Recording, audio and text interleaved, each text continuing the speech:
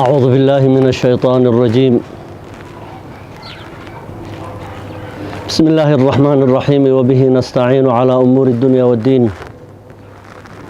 صلى الله على خير خلقه نبينا محمد وآله وصحبه وسلم.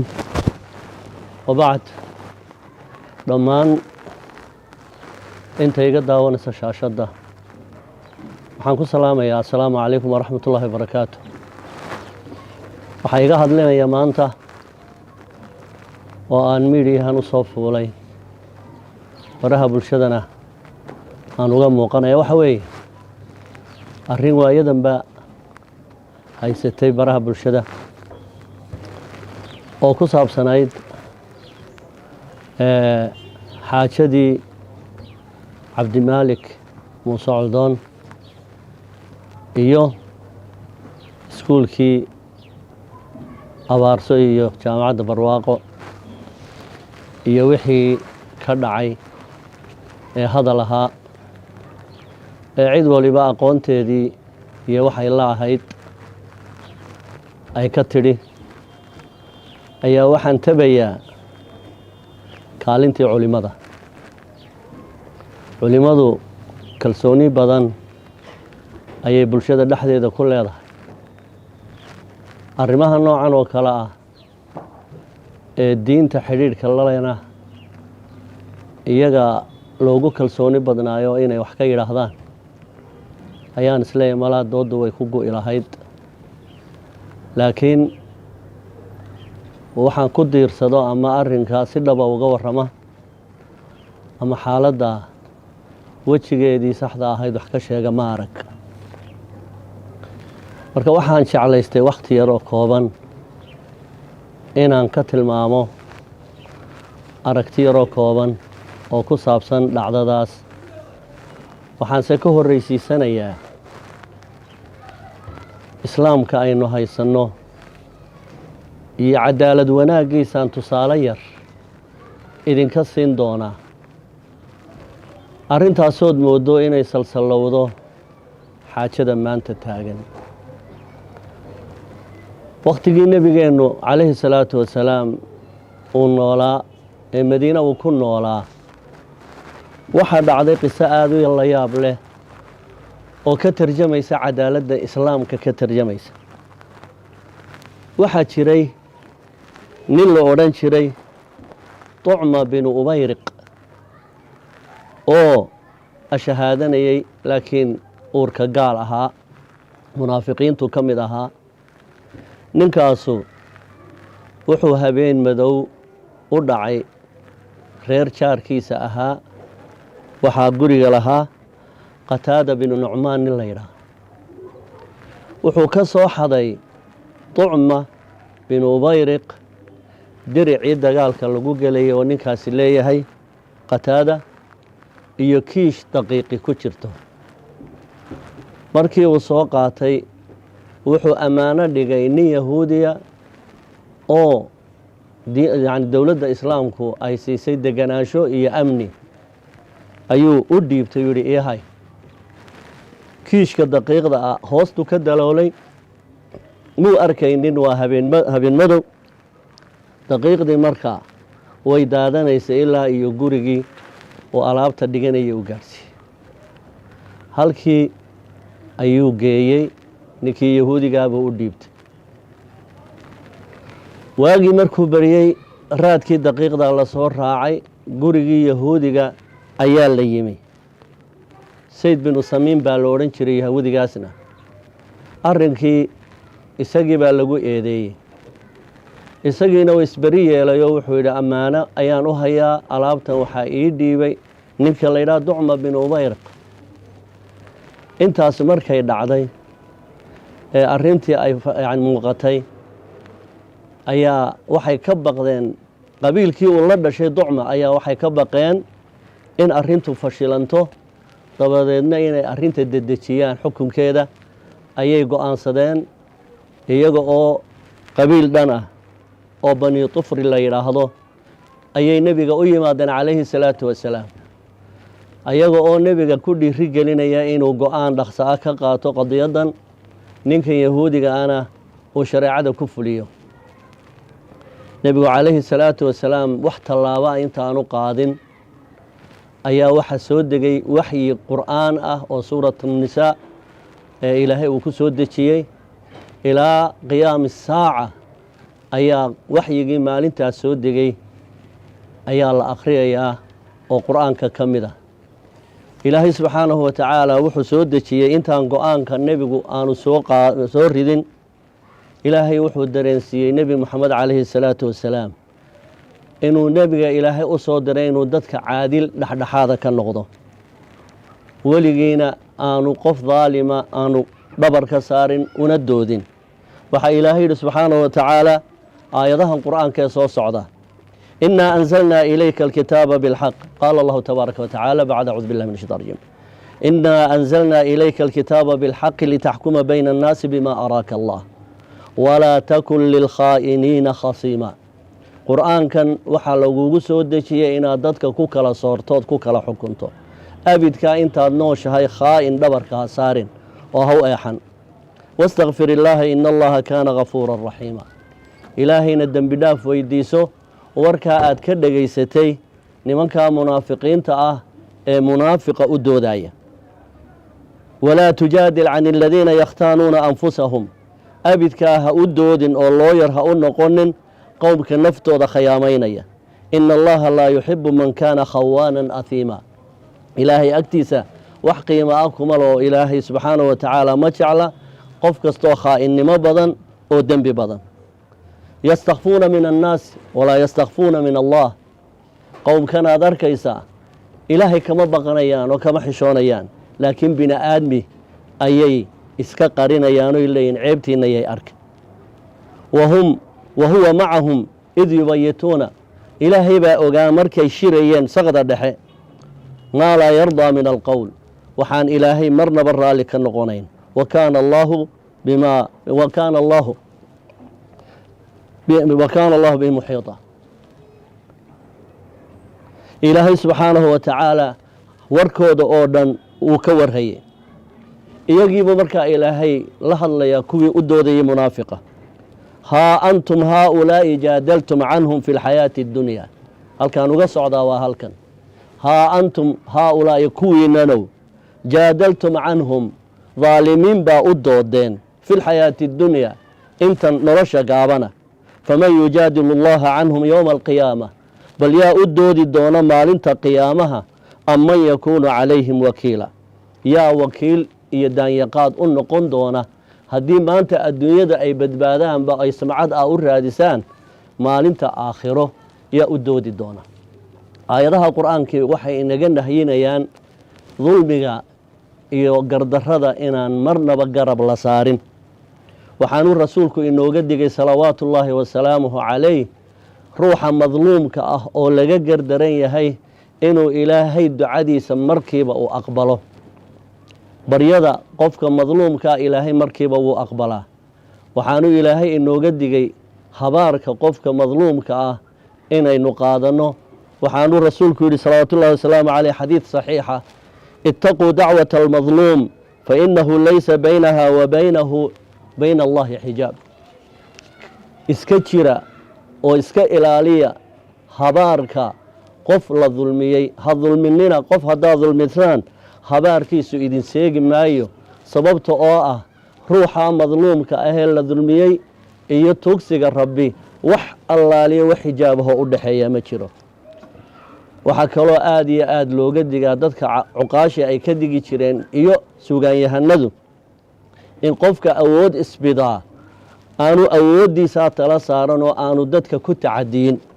haddii uu ku tacadiyana hadduu markaa uu isagu hurdo inaanu qofkii la dulmiyey aanu seexanayn xanuun darteed, ilaahayna uu arkayo aqbali doono. laa tadlimanna idaa maa kunta muqtadiran faadulmu aakhiruhu ya'tii binnadami.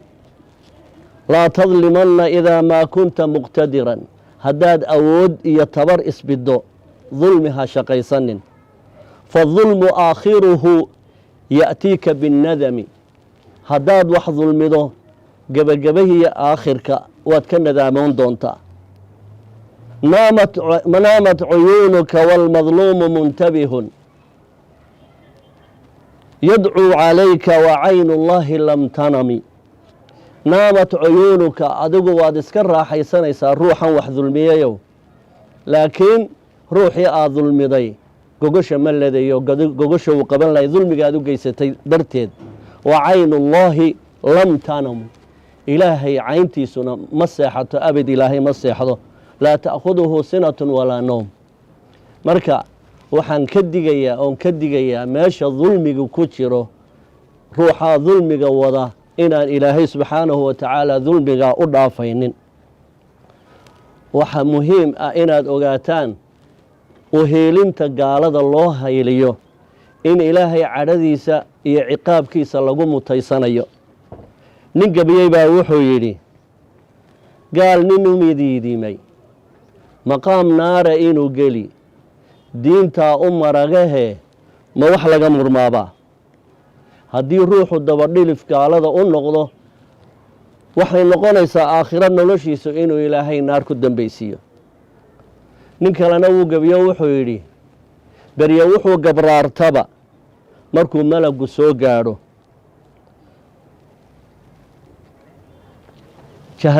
berye wuxuu gabraartaba markuu malagu soo gaadho jahannamo inuu gaal ninka gaalo saacida muslimna gooyo xadhigiisa ninka gaalo saacida muslimna gooyo xadhigiisa berye wuxuu gabraartaba markuu malagu soo gaadho jahannamo inuu geli kitaab garanayaan sheegay qofka bini aadmigee gaal u hiilinaya wuxuu la soo xaadirayaa gaalkaa uu u hiilinayo buu qiyaamaha la soo xaadirayaa oo nebigeennaa yidhi calayhi salaatu wasalaam almar-u maca man axabba yowma alqiyaama wax la hubo oon muran ka taagnayn weeye qowmkan maanta uu ka hadlay cabdilmaalik muuse coldoon wuxuu ku sheegay inay yihiin cidi kama muransana oo gabadha la yidhaahdo joy ciisa inay tahay baadariyad diinta kiristaanka fidisa caddaynteedii baa la hayaa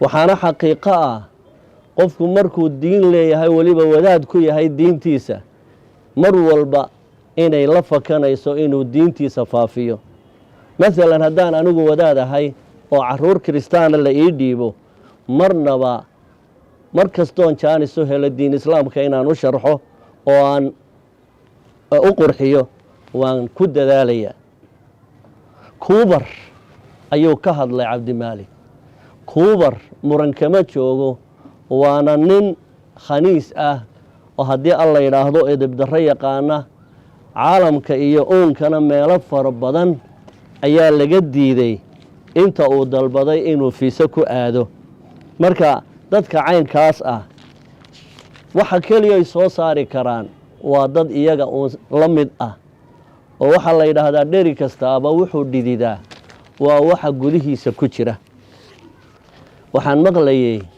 dad badan oo qaarka odhanaya cabdimaalik muuse coldoon ma kelidii baa wadaada runtii cabdimaalik kelidii diinta ma yaqaan laakiin marka ay sayma gasho cidhiidhi ay gasho marba ruuxun baa ilaahay ku karaameeyaa inuu diinta u hiiliyo diinta in loo godoboobana waa muqarabaadka iyo waxyaalaha ugu fiican ee ilaahay loogu dhowaado subxaanahu wa tacaala am xasibtum an tadkhulu ljanna walamaa yaأtikum mathalu aladiina khalow min qablikum masadhum اlba'saaءu wاddaraa aliflaamiim axasiba annaasu an yutrakuu an yaquuluu aamanna wahum laa yuftanuun iyo aayado badan baa ilaahay wuxuu tilmaamayaa in diinta loo godoboobaa ay tahay waxyaalaha ilaahay loogu dhowaado oo ilaahay jeceliya tabaaraka wa tacaala maanta tanuu cabdimaalik ka tiraabay waa arrin khusaynaysa caqiidada iyo diinta islaamka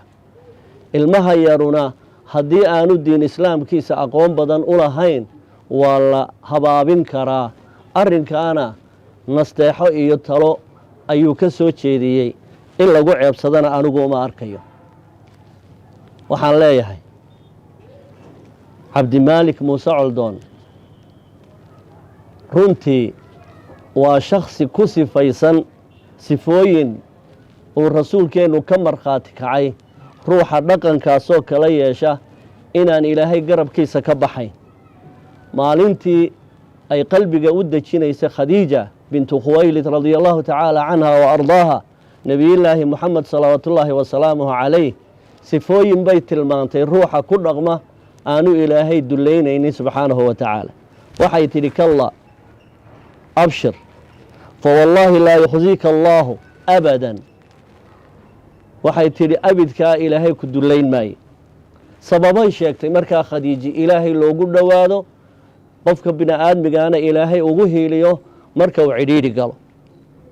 innaka latasilu raxima. qodobka koowaad waxay tidhi waxaad xidhiidhisaa sokeeyaha. wa tasduqu alxadiida, warkana been kama sheegtid.